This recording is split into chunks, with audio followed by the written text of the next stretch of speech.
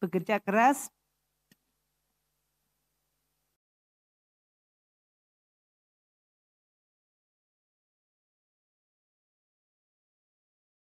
dengan profesionalisme dan integritas yang terus dijaga. Untuk memastikan bahwa APBN dirancang, dilaksanakan, dan dipertanggungjawabkan dengan baik. Saya berharap semua kontribusi dan dedikasi ini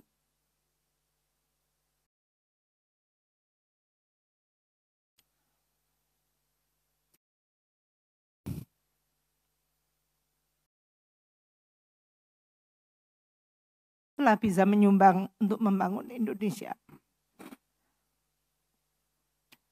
Terima kasih kepada semuanya.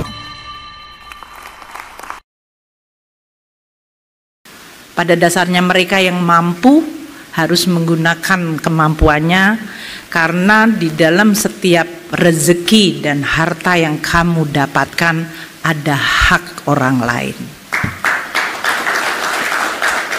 Bukan ustazah ya dalam hal ini. Tapi ini karena Menteri Keuangan juga dalam setiap rezeki Anda ada hak orang lain. Caranya hak orang lain itu diberikan, ada yang melalui zakat, ada yang melalui wakaf, ada yang melalui pajak.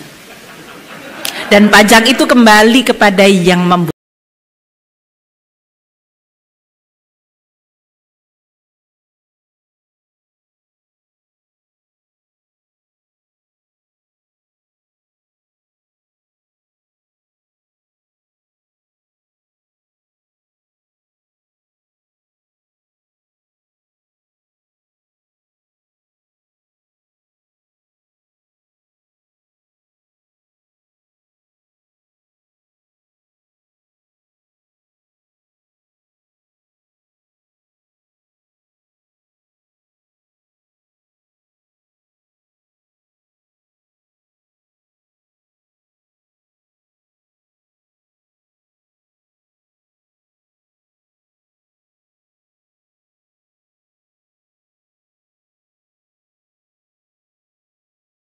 Terima kasih. Astagfirullahaladzim, Bu. Rumahnya Ibu Sri Mulyani, Bu. Parah banget, Bu. Astagfirullahaladzim. Omah apik-apik kayak gini, Bu. Guru itu beban negara. Banyak di media sosial saya selalu mengatakan, oh menjadi dosen atau menjadi guru tidak dihargai karena gajinya nggak besar. Ini juga salah satu tantangan bagi keuangan negara. Apakah semuanya harus keuangan negara ataukah ada partisipasi dari masyarakat? Sri Mulyani berhasil membuat Sekaligus bunga hutang kita per hari ini, bunga hutang yang harus kita bayar adalah 600 triliun. 600 triliun. Bunga hutang, bukan pokok. Pokok hutang kita adalah 8.800 triliun. 8.800 triliun. Itulah bedanya Siti Mongopoh dengan Sri Mulyani. Untuk memanjakan para pejabatnya. Fasilitas tunjangan itulah hadiah. Sehingga Sri Mulyani menjadi menteri seumur hidup. Ini kan saya masih pejabat baru di sini. Menterinya juga menteri kagetan. Jadi kalau ngomong katanya, kalau kata Bu Sri Mulyani, gayanya koboi. Waktu di LPS sih nggak ada yang monitor, jadi saya tenang. Ternyata di keuangan beda, Bu. Salah ngomong, sudut pelintir sana sini. Jadi saya kemarin kalau ada kesalahan, saya mohon maaf, ke depan akan lebih baik lagi. Yang ketiga, ini kan saya baru di sini. Yang jelas saya akan berusaha semaksimal mungkin. Nanti minta juga petunjuk Ibu Sri Mulyani supaya kebijakan fiskal kita bisa bagus dan ekonomi secara keseluruhan bisa tumbuh lebih baik lagi. Jadi ke depan teman-teman media tolong beri saya waktu untuk bekerja dengan baik. Nanti kalau udah berapa bulan baru Anda kritik habis-habisan. Terima kasih. Wassalamualaikum warahmatullahi wabarakatuh. Pajak kita ini dipakai untuk apa aja sih sebenarnya? Oke, kita mengumpulkan pajak tahun lalu sekitar 1.750 triliun. Ini oleh 44.000 karyawan kita dipajak. Total penerimaan kita lebih dari 2.500 triliun. Ada dari bea cukai, ada penerimaan negara bukan pajak, gitu ya. Masyarakat menanyakan untuk apa, makanya kami sering mengupload. Kemarin saya meresmikan sama Menteri Kesehatan perluasan RSCM.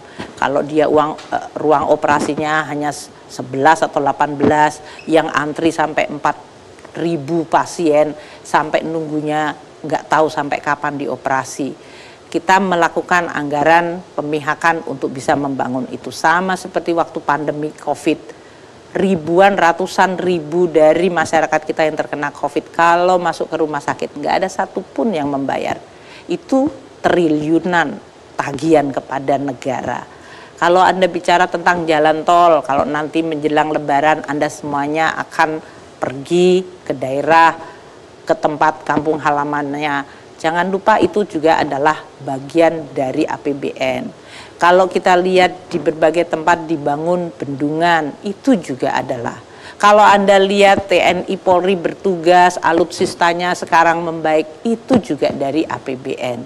Kalau Anda bicara tentang dokter, guru, dan yang lain-lain, madrasah, pesantren, itu semuanya mendapatkan bagian. Kalau sekarang ada 36.000 lebih anak-anak kita yang bisa sekolah di universitas terbaik di dunia, sehingga mereka generasi muda punya kebanggaan, punya confidence, itu juga dari APBN. Kalau ada yang mau research mengenai dari mulai vaksin sampai kepada malaria sampai biodiversity, kami memberikan itu.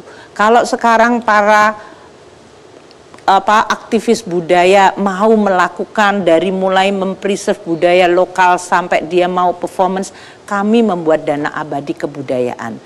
Jadi kalau mau bicara tentang APBN, uang pajak Anda di sana. Uang pajak saya ditilep, Bu. Kalau Anda membayar pajak dengan benar menggunakan e-filing, membayarnya itu langsung masuk kekayaan negara.